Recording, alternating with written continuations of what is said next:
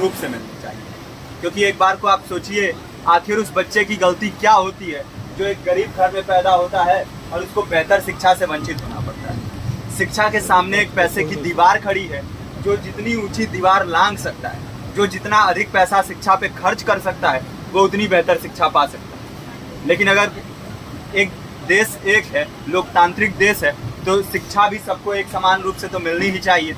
आज परिस्थिति ये है कि एक तरफ तो प्राइवेट स्कूल हैं जो लूट के अड्डे बने हुए हैं, वहाँ पे आप एडमिशन कराने जाएंगे तो सिर्फ एडमिशन के नाम पे ही आपको 10,000 20,000 रुपये देना होगा।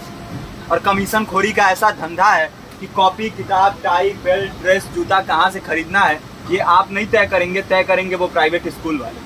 यानी आम लोगों की मेहनत की आखिरी कौड़ी उनके जेब से वसूल लेना चाहते हैं। और दूसरी तरफ सरकारी स्कूलों में न तो पर्याप्त टीचर हैं, न पर्याप्त बिल्डिंगें हैं। 2019 का ही ये पुराना आंकड़ा है कि हर 100 में से 52 स्कूलों में या तो एक टीचर हैं या 2 टीचर हैं, और उन्हीं टीचरों के ऊपर जिम्मेदारी थोप दी जाती है कि जनगणना करो, मतगणना करो, पशु गणना करो, तमाम काम करवाए जाते हैं। और 19 के बाद से तब से कितने टीचर रिटायर हुए होंगे, और 18 के बाद से कोई टीचर की वैकेंसी भी नहीं है।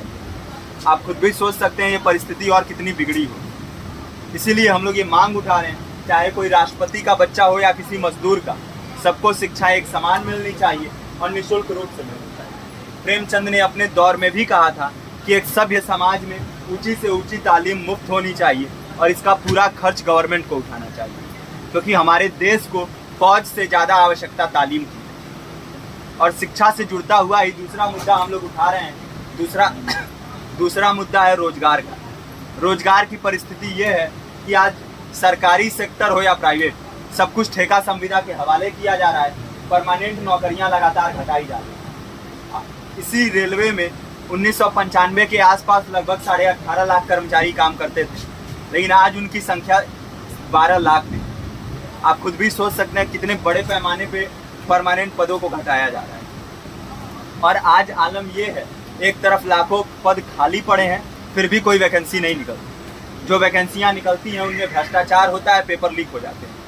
RO, UP police, BPSC, SSC, CGL, ऐसे तमाम पेपर लीक हो चुके हैं, आप लोग भी जानते ही हैं। अभी नीट की धांधली में ये पता चला कि एक एक पेपर 30 लाख से 50-50 लाख रुपए में बेचा गया।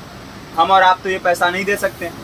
पूरी की पूरी कारस्तानी सरकार, प्रशासन, शिक्षा माफियाओं की होती है, और भुगतता कौन है? आम घरों के लोग, जो लोग सालों साल तैयारी करते हैं, दिन भर में 10-10 घंटे, 12-12 घंटे पढ़ते हैं, और इतनी कड़ी मेहनत के बाद, सालों साल की मेहनत के बाद उनके हाथ लगती है तो सिर्फ हताशा, निराशा, अवसाद। बहुत से छात्र नौजवान जो इस बेबसी में, इस डिप्रेशन में नहीं जी पाते, आत्महत्या तक के कदम उठा लेते हैं। लेकिन ये देश की विडंबना है कि टीवी चैनल, अखबार, मीडिया, नेता, मंत्रियों के लिए कहीं ये कोई मुद्दा नहीं है। उनके लिए मुद्दे हैं तो जाति, धर्म, रंग, नस्ल, अगड़ा पिछड़ा। आज जब पूरी परिस्थिति इतनी भयावह है तो ये जरूरी है कि लोगों के बीच में जाया जाए, लोगों को संगठित किया जाए और एकजुट किया जाए। क्योंकि आज अगर अपने मुद्दों पर बोलेंगे नहीं तो कल को ये परिस्थिति और बिगड़ेगी। हो सकता है ले देके अपनी ज़िंदगी तो हम लोग काट ले जाएं, लेकिन आने वाली पीढ़ियों को क्या भविष्य देके जाएंगे, ये भी सोचने वाली बात है। हमारे साथी ने आपको पर्चा दिया है, पर्चा आप तक पहुँच गया है। पर्चे में और भी बातें हैं, इसको पूरा विस्तार से पढ़िए। पर्चे में हमारा नंबर है, संपर्क कीजिए। फेसबुक का, इंस्टाग्राम का लिंक है, आप वहाँ पे जाएंगे तो आपको पता भी चलते रहेगा कि लगातार किन किन माध्यमों से हम इस अभियान को चला रहे हैं।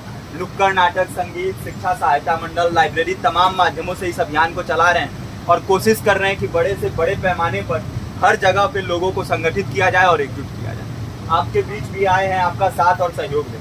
साथ इस रूप में कि आप भी हमारे इस कारवां और इस मुहिम से जुड़िए।